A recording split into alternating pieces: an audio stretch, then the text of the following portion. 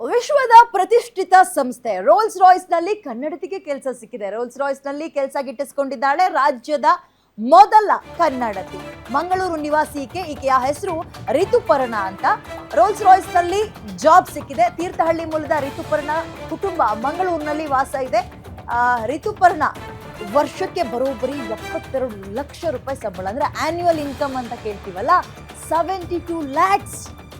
ಬಾಲ್ಯದಲ್ಲಿ ಡಾಕ್ಟರ್ ಆಗಬೇಕು ಅನ್ನೋ ಕನಸನ್ನ ಕಂಡಿದ್ರು ರಿತುಪರ್ಣ. ಬಟ್ ಕಾರಣಾಂತರಗಳಿಂದ ಎಂಜಿನಿಯರಿಂಗ್ ಓದಿದ್ರು.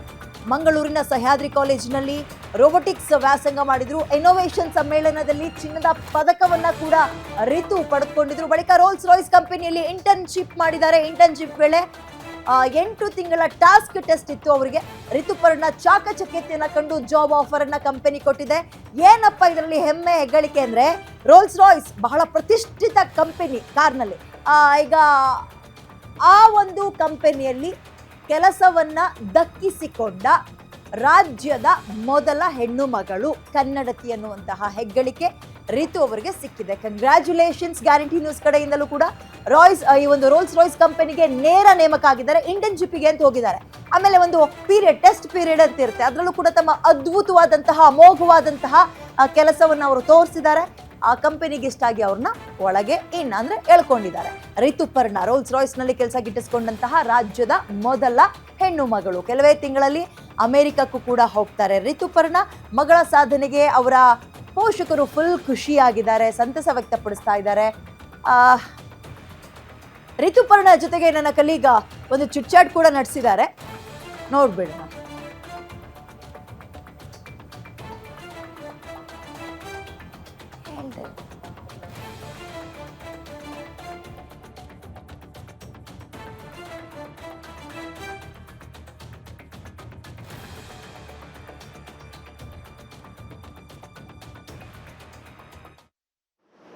ವೃತ್ತಿಯಲ್ಲಿ ವೈದ್ಯ ಆಗಬೇಕು ಅಂತ ಹೇಳುವಂತಹ ಕನಸನ್ನು ಕಂಡಿದ್ರು. ಬಳಿಕ ಒಲ್ಲದ ಮನಸ್ಸಿನಲ್ಲಿ ಇಂಜಿನಿಯರ್ ಮಾಡಿ ಇದೀಗ ಇಡೀ ಪ್ರಪಂಚದ ಅತ್ಯಂತ ಉನ್ನತವಾದಂತಹ ರೋಲ್ಸ್ ರಾಯ್ಸ್ ಕಾರಿನ ಕಂಪನಿಯಲ್ಲಿ ಕೆಲಸವನ್ನು ಗಿಟ್ಟಿಸಿಕೊಂಡಿರುವಂತಹ ನಮ್ಮ ಮಂಗಳೂರಿನ ವಿದ್ಯಾರ್ಥಿ ರಿತುಪರ್ಣ ಈಗ ನಮ್ಮ ಜೊತೆ ಇದ್ದಾರೆ. ಮುಖ್ಯವಾಗಿ ರಿತುಪರ್ಣ ಅವರೇ, ಮೊದಲನೇದಾಗಿ ಕಂಗ್ರ್ಯಾಚುಲೇಷನ್.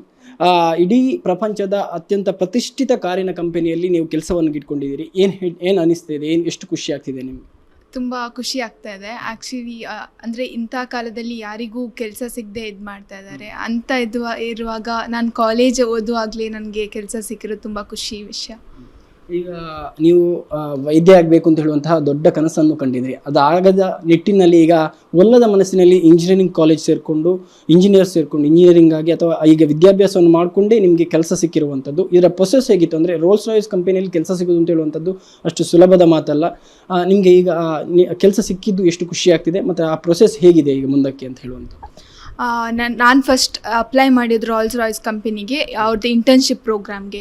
ಅಂದರೆ ಇಂಟರ್ನ್ ಆಗಿ ವರ್ಕ್ ಮಾಡುವ, ಮತ್ತು ಅದಾದಮೇಲೆ ಏನಾದರೂ ಮುಂದೆ ಒಳ್ಳೆ ಜಾಬ್ ಸಿಗ್ಬೋದೇನೋ ಅಂತ ಇಂಟರ್ನ್ಶಿಪ್ಪಿಗೆ ಅಪ್ಲೈ ಮಾಡಿದ್ದು. ಇಂಟರ್ನ್ಶಿಪ್ ಅಪ್ಲೈ ಮಾಡಿ ಕೆಲವು ಟಾಸ್ಕ್ ಇತ್ತು ನನಗೆ. ಆ ಟಾಸ್ಕ್ ಒಂದಾಗಿ ಒಂದು ಮಾಡ್ಕೊತಾ ಬಂದೆ. ಸೊ ಇಂಟರ್ನ್ಶಿಪ್ ಮುಗ್ದಾದ್ಮೇಲೆ ನನಗೆ ಮತ್ತೊಂದು ಇಂಟರ್ವ್ಯೂ, ಲೈಕ್ ನಂದು ಮ್ಯಾನೇಜರ್ ಹೇಳಿದರು, ಲೈಕ್ ಅದರಲ್ಲಿ ಮತ್ತೆ ಎಲಿಮಿನೇಷನ್ ರೌಂಡ್ಸ್ ಎಲ್ಲ ಇತ್ತು. ಅದಾದಮೇಲೆ ಹೇಳಿದರು ಮತ್ತೊಂದು ರೌಂಡ್ ಇಂಟರ್ವ್ಯೂ ಮಾಡಲಿಕ್ಕೆ ಆಗ್ತದೆ ಅಂತ. ಆಯಿತು, ನಾನು ರೆಡಿ ಇದ್ದೇನೆ ಅಂತ ಹೇಳಿದೆ. ಮತ್ತು ಒಂದು ದಿನ ಆದಮೇಲೆ ಇಂಟರ್ವ್ಯೂ ಇತ್ತು. ಆ ಇಂಟರ್ವ್ಯೂ ಅಲ್ಲಿ ಮತ್ತೆ ಡಿಸ್ಕಷನ್ ಆಗ್ತಾಯಿತ್ತು. ಅಂದರೆ ನಮ್ಮದು ಇಂಟರ್ನ್ಶಿಪ್ ಟೈಮಲ್ಲಿ ಎಂತೆಂತ ಇತ್ತು ಅದರದ್ದೆಲ್ಲ ಡಿಸ್ಕಷನ್ ಇತ್ತು. ಅದಾದಮೇಲೆ ಪ್ರೀ ಪ್ಲೇಸ್ಮೆಂಟ್ ಆಫರ್ ಅಂತ, ಅಂದರೆ ನನಗೆ ಜಾಬ್ ಸಿಕ್ಕಿದೆ ಅಂತ. ಈಗ ಅದರ ಜೊತೆ ಅನೇಕ ಅಚೀವ್ಮೆಂಟ್ಗಳನ್ನು ಕೂಡ ನೀವು ಈಗ ಶಾಲಾ ಅಂದರೆ ಸ್ಕೂಲ್ ಡೇಸಿಂದ ಈಗ ಕಾಲೇಜ್ ಡೇಸ್ವರೆಗೂ ದೊಡ್ಡ ದೊಡ್ಡ ಅಚೀವ್ಮೆಂಟನ್ನು ಕೂಡ ಮಾಡಿರುವಂಥದ್ದು. ಏನೆಲ್ಲ ಅಚೀವ್ಮೆಂಟ್ ಮಾಡ್ಕೊಂಡಿದ್ದೀರಿ ಈಗ ಇಷ್ಟರವರೆಗೆ?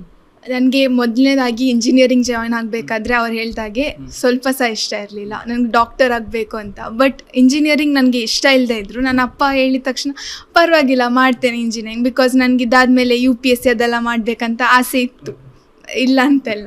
ಬಟ್ ಅದು ಜಾಯ್ನ್ ಆದಮೇಲೆ ನಾನು ಅಂದ್ಕೊಂಡಿದ್ದೆ ನಾನು ಎಂತ ಬೇಕಾದರೂ ಜಾಯ್ನ್ ಆದರೂ ಅದರಲ್ಲಿ ನಾನು ಫುಲ್ 100% ಕೊಡಲೇಬೇಕು. ಅಂದರೆ ಇಷ್ಟು ನಾನು ಜಾಯ್ನ್ ಆಗುವಾಗ ಫೀಸ್ ಎಲ್ಲ ಕಟ್ಟಿರುವಾಗ ಬೇರೆಯವ್ರಿಗಿಂತ ಯುನೀಕ್ ಆಗಿರಬೇಕು, ಇಲ್ಲಾಂದರೆ ಎಂಥ ಡಿಫ್ರೆನ್ಸ್ ಇರುತ್ತೆ. ಸೊ ಅದಾದಮೇಲೆ ನಾನು ಹಾರ್ಡ್ ವರ್ಕ್ ಮಾಡಿದೆ. ಮತ್ತು ನಂದು ಸೀನಿಯರ್ಸ್ ಜೊತೆ ಎಲ್ಲ ನಾನು ಎವ್ರಿ ಡೇ ಪ್ರಾಜೆಕ್ಟ್ ಬಗ್ಗೆ ಎಂತ ಮಾಡ್ತಿದ್ದೀರಾ ಫುಲ್ ನನಗೆ ಕ್ಯೂರಿಯಾಸಿಟಿ ಸ್ಟಾರ್ಟ್ ಆಯಿತು. ಅದಾದಮೇಲೆ ಒಂದು ದಿನ ನನ್ನ ಚಿಕ್ಕಪ್ಪ ಬಂದಿದ್ದರು ಮನೆಗೆ. ಅವರೊಟ್ಟಿಗೆ ಅವರಂತ ಹೇಳಿದರೆ ಸ್ಟಿಲ್ ಅಗ್ರಿಕಲ್ಚರ್ ಡೀಲರ್ಸ್ ಅವರು. ಸೊ ನಾವು ಇದು ಈಗ ರೈತರೆಲ್ಲ ಏನೇನು ರೈತರಿಗೆ ತುಂಬ ಮಿಷನ್ಸ್ ಕಡಿಮೆ ಇರೋದು ಆ್ಯಕ್ಚುಲಿ, ಇದ್ದರೆ ಸಹ ಅವ್ರಿಗೆ ಅಷ್ಟೊಂದು ಜ್ಞಾನ ಇಲ್ಲ ಅದರ ಬಗ್ಗೆ, ಹೇಗೆ ಆಪ್ರೇಟ್ ಮಾಡಬೇಕು ಅದೆಲ್ಲ. ಸೊ ನಾವು ಹೀಗೆ ಚರ್ಚೆ ಮಾಡ್ತಾಯಿದ್ವಿ. ಆಗ ಫೈನಲಿ ಲೈಕ್ ನಾನು ಅಂದ್ಕೊಂಡೆ, ರೈತರಿಗೂ ಎಂತಾದರೂ ಮಾಡ್ಬೋದಲ್ಲ, ನಾನು ನನ್ನ ಫ್ರೆಂಡ್ಸ್ ಎಲ್ಲ ಸೇರಿ. ಮತ್ತು ನಾನು ಕಾಲೇಜಿಗೆ ಹೋಗಿ ನನ್ನ ಫ್ರೆಂಡ್ಸ್ ಒಟ್ಟಿಗೆಲ್ಲ ಡಿಸ್ಕಸ್ ಮಾಡಿದೆ, ಎಂತ ಮಾಡ್ಬೋದು, ನಾವು ಏನಾದರೂ ಮಾಡುವ. ಮತ್ತು ನಾವು ಪುತ್ತೂರಲ್ಲಿ ಒಂದು ಇದಕ್ಕೆ ಹೋಗಿದ್ವಿ, ಅರೆಕನಟ್ಟ ಅಡಿಕೆ ತೋಟಕ್ಕೆ. ನಮ್ಮಲ್ಲಿ ಸಹ ಅಡಿಕೆ ತೋಟ ಇರೋದು, ಬಟ್ ಪುತ್ತೂರಲ್ಲಿ ಬೇರೆ ಟೈಪ್ ಅಲ್ಲ ಇಲ್ಲಿ ಅಲ್ಲ. ಅದಕ್ಕೆ ಪುತ್ತೂರಿಗೆ ಹೋಗುವಾಗ ನನಗೆ ಗೊತ್ತಾಯಿತು, ಓಕೆ ಇದೆಲ್ಲ ಉಂಟು. ಸೊ ನಮ್ಮದು ಅಡಿಕೆದೊಂದು ಮರ ಎಲ್ಲ ಹತ್ತದಲ್ಲ, ಅದರದ್ದು ಮಿಷನ್ ಮಾಡಿದ್ವಿ ಫಸ್ಟ್ ಇಯರಲ್ಲಿ. ಇದಿಷ್ಟು ಋತುಪರ್ಣ ಅವರ ಮಾತಾಗಿರುವಂಥದ್ದು. ಯಾಕಂದರೆ ಭಾರತದಲ್ಲಿ ಏಕೈಕ ಯುವ ಮಹಿಳೆ ಒಂದು ರೋಲ್ಸ್ ರಾಯ್ಸ್ ಅಂದರೆ ಪ್ರತಿಷ್ಠಿತ ಕಾರಿನ ಕಂಪನಿ ರೋಲ್ಸ್ ರಾಯ್ಸ್ ಅಲ್ಲಿಗೆ ಸೆಲೆಕ್ಟ್ ಆಗಿರುವಂಥದ್ದು. ಇನ್ನೇನು ಕೆಲವೇ ತಿಂಗಳಲ್ಲಿ ಅಮೇರಿಕಕ್ಕೆ ತೆರಳಿದ್ದಾರೆ. ಬಳಿಕ ಆ ಕಂಪನಿಯಲ್ಲಿ ಕೂಡ ಕೆಲಸ ಮಾಡಲಿಕ್ಕಿದ್ದಾರೆ. ಇದು ಇಡೀ ನಮ್ಮ ಕರ್ನಾಟಕಕ್ಕೇನೆ ಹೆಮ್ಮೆ ಅಂತ ತರುವಂತಹ ವಿಚಾರವಾಗಿದೆ. ಮುಖ್ಯವಾಗಿ ಮಂಗಳೂರಿಗರಿಗೂ ಕೂಡ ಹೆಮ್ಮೆ ತರುವಂಥ ವಿಚಾರವಾಗಿದೆ. ಒಟ್ಟಿನಲ್ಲಿ ಅವರ ಸತತ ಪ್ರಯತ್ನದಿಂದ ಇಂತಹ ಒಂದು ಕೆಲಸ ಅವರು ಗಿಟ್ಟಿಸಿಕೊಂಡಿರುವಂಥದ್ದು. ಅಂದರೆ ನಿರಂತರವಾಗಿ ಪ್ರಯತ್ನ ಪಟ್ಟರೆ ಯಾವುದೇ ಕೆಲಸವೂ ಕೂಡ ಸುಲಭವಾಗಿ ನಮಗೆ ಸಿಗ್ತದೆ ಅಂತ ಹೇಳುವಂತಹ ಏನು ಮಾತಿದೆ, ಅದಕ್ಕೆ ಇವರು ಸಾಕ್ಷಿಯಾಗಿರುವಂಥದ್ದು. Aditya Dandole, guarantee news, Mangaluru. ತುಂಬ ಖುಷಿ ಆಗ್ತಿದೆ ಸರ್. ಈಗ ಎಲ್ಲ ಪೇರೆಂಟ್ಸ್ಗೂ ಕೂಡ ಮಕ್ಕಳು ಏನಾದರೂ ಒಂದು ಉತ್ತಮ ಮಟ್ಟಕ್ಕೆ ಹೋಗ್ತಾರೆ ಅಂತ ಹೇಳಿದ್ರೆ ಪ್ರತಿಯೊಬ್ಬರು ಪೇರೆಂಟ್ಸ್ ಕೂಡ ಖುಷಿ ಪಡ್ತಾರೆ. ಅದೇ ರೀತಿಯಲ್ಲಿ ನಾನು ಕೂಡ ಖುಷಿ ಪಟ್ಟಿದ್ದೇನೆ. ಅವರ ಒಂದು ಹಾರ್ಡ್ ವರ್ಕ್ ಏನಿದೆ ಅದು ಇವತ್ತು ಅವರಿಗೆ ಅನುಕೂಲ ಮಾಡಿಕೊಟ್ಟಿದೆ ಅನ್ನೋದು ನನ್ನ ಅಭಿಪ್ರಾಯ ಸರ್.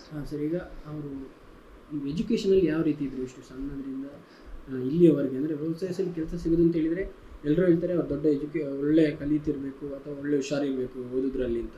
ಸೊ ಅದರಲ್ಲಿ ಕೆಲಸ ಈಗ ತಗೊಂಡಿದ್ದಾರೆ. ಅವರು ಶೈಕ್ಷಣಿಕವಾಗಿ ಹೇಗಿದ್ರು? ಓಕೆ, ಅವಳು ಸಣ್ಣಲ್ಲಿಂದ ಕಲಿಯೋದ್ರಲ್ಲಿ ತುಂಬ ಹುಷಾರಂತ ಏನಿಲ್ಲ ಸರ್. ಅವಳು ಅಂದರೆ ಎಲ್ಲದರಲ್ಲಿ ಕೂಡ 90%, 95%, 98% ಆ ರೀತಿ ಬರುವಂಥ ಸ್ಟೂಡೆಂಟ್ ಅಂತ ನನ್ನ ಮಗಳು ಅಂತ ನಾನು ಹೇಳಿಕೊಳ್ಳಿಕ್ಕೆ ತಯಾರಿಲ್ಲ. ಆದರೆ ನನ್ನ ಮಗಳ ಮೊದಲೆಲ್ಲ ಅವಳು ನೀವು ಋತುಪರ್ಣನ ಅಮ್ಮನ ಅಂತ ಕೇಳ್ತಿದ್ರು ಅಲ್ಲ, ಈಗ ಕೇಳ್ತಾರೆ ಋತುಪರ್ಣನ ಅಮ್ಮನ ಅಂತ. ಮೊದಲೆಲ್ಲ ನಾವು ನನ್ನ ಮಗಳು ಅಂತ ಹೇಳ್ತಾ ಇದ್ವಿ. ಹೌದೌದು, ಈಗ ಅವರೇ ಇಂಟ್ರೊಡ್ಯೂಸ್ ಮಾಡ್ಕೊಳ್ತಾರೆ. ಈಗ ನೀವು ಹೇಗೆ ಸಪೋರ್ಟ್ ಮಾಡ್ತಿದ್ರಿ? ಒಂದು ಪೇರೆಂಟ್ಸ್ ಆಗಿ ಹೇಗೆ ಸಪೋರ್ಟ್ ಮಾಡ್ತಿದ್ರಿ ಅವರಿಗೆ? ಮೊದಲ ಸರ್ ಮೊದಲು ಮತ್ತು ಈಗ ಮಾಡ್ತೇವೆ ಸರ್. ಈಗ ಅಂದರೆ ಕಲೀಲಿಕ್ಕೆ ಮೊದಲು ಸ್ವಲ್ಪ ಅವಳು ಇದ್ದಿದ್ಲು, ಅಂದರೆ ತುಂಬ ಚೂಟಿ ಇದ್ದಾಳೆ. ಒಮ್ಮೆ ಅರ್ಥ ಮಾಡಿಕೊಂಡ್ರೆ ಸಾಕು ಅವಳಿಗೆ ಎಲ್ಲ ಬರ್ತಾ ಇದ್ಲು. ಬಟ್ ನಾನು ಓದು ಸಾಕಾಗುದಿಲ್ಲ ಅಂತ ಹೇಳಿ ತುಂಬ ಅವಳಿಗೆ ಪ್ರೆಸರ್ ಆಗ್ತಾ ಇದ್ದೆ. ಈಗ ಗೊತ್ತಾಗ್ತದೆ ಅವಳಿಗೆ, ಶಾಲೆಯಲ್ಲಿ ಕಲ್ತಿದ್ದೆ ಸಾಕಾಗ್ತಾ ಇತ್ತು. ಟೀಚರ್ ಕೂಡ ತುಂಬ ಒಳ್ಳೆ ಇದು ಒಪಿನಿಯನ್ ಹೇಳ್ತಾ ಇದ್ರು, ತುಂಬ ಕಲಿತಾಳೆ, ಒಳ್ಳೆ ಓದ್ತಾಳೆ ಅಂತ. ಬಟ್ ನಮಗೆ ಮನೆಯಲ್ಲಿ ಓದಿದ್ದು ಸಾಕಾಗ್ತಾ ಇರಲಿಲ್ಲ ಅವಳು. ಹಾಗೆ ತುಂಬ